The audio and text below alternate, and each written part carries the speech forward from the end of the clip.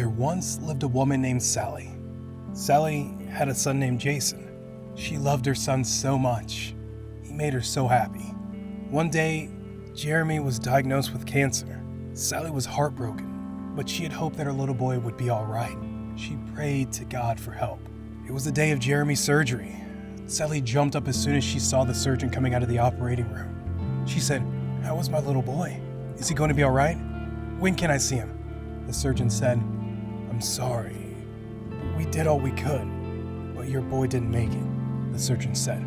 "Why do little children get cancer? Doesn't God care anymore? Where were you, God, when my son needed you?" Sally cried out. The surgeon asked, "Would you like some time alone with your son? One of the nurses will be out in a few minutes before he's transported to the university." Sally asked the nurse to stay with her while she said goodbye to her son. She ran her fingers lovingly through his thick red curly hair. "Would you like a lock of his hair?" the nurse asked. Sally nodded yes. The nurse cut a lock of the boy's hair, put it in a plastic bag, and handed it to Sally. The mother said, "It was Jeremy's idea to donate his body to the university for study. He said it might help somebody else. I said no at first, but Jeremy said, 'Mom, I won't be using it after I die.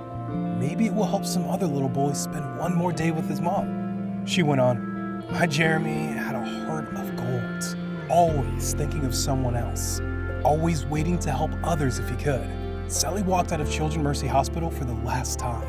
After spending most of the last 6 months there, she put the bag with Jeremy's belongings on the seat beside her in the car.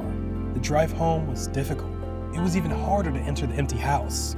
She had carried Jeremy's belongings in the plastic bag with the lock of hair to her son's room. She started placing the model cars and other personal things back in his room, exactly where he had kept them.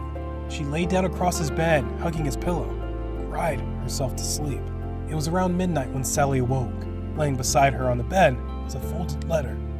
The letter said, "Dear Mom, I know you're gonna miss me, but don't think that I'll ever forget you or stop loving you just because I'm not around to say I love you.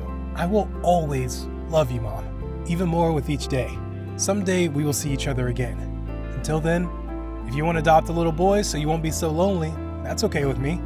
You can have my room and my old stuff to play with. But if you decide to get a girl instead, she probably wouldn't like the same things as boys do. You have to buy her dolls and stuff girls like. Don't be sad thinking about me. This really is a neat place. Grandma and Grandpa met me as soon as I got here. They showed me around some, but it'll take a long time to see everything. The angels are so cool. I love to watch them fly. And you know what? Jesus doesn't look like any of his pictures. Yet, when I saw him, I knew it was him. Jesus himself took me to see God. And guess what, Mom? I got to sit on God's knee and talk to him like I was somebody important. That's when I told him that I wanted to write you a letter to tell you goodbye and everything. But I already knew that wasn't allowed. Well, you know what, Mom? God handed me some paper in his own personal pen to write you this letter. I think Gabriel's the name of the angel that's going to drop off the letter to you. God said for me to give you the answer to one of the questions you asked him. Where was he when I needed him? God said he was in the same place with me as when his son Jesus was on the cross. He was right there, as he always is with his children. Oh, by the way, Mom, no one else can see what I've written except you. To everyone else, this is just a blank piece of paper. Isn't that cool? I have to give God his pen back now. He needs to write some more names in the book of life.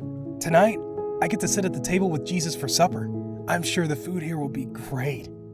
Oh, I almost forgot to tell you. I don't hurt anymore. The cancer is all gone. I'm glad because I couldn't stand that pain anymore. And God couldn't stand to see me hurt so much either. That's when he sent the angel of mercy to come get me. The angel said I was a special delivery. How about that? Signed with love from God, Jesus, and me. Thank you for watching this video. I hope you enjoyed it. Subscribe to see more from me.